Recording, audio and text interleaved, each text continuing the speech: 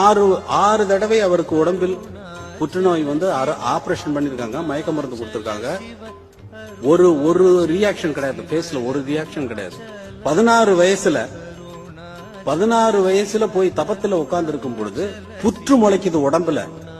ஆஹா, நம்ம தவத்துல இருக்கோம், நம்ம உடம்புல கரையா நரிக்குது, நம்ம தவத்தை விட்டு கலையக்கூடாது அப்படின்னு அந்த உடம்புல யாரும் இருந்திருக்க முடியும்? அவரு உடம்புலயே வாழல, அவரு உடம்பே இல்ல. நமக்கு பொய் தோற்றம் காட்டி மெய்ப்பொருளை உணர்த்துவதற்காக நமக்கு பொய் தோற்றம் காட்டி பொய் உடலை காட்டி உண்மையாக இருந்து போனா கடவுள் அவர். பகவான் ரமணர் ஒருத்தர் தான்.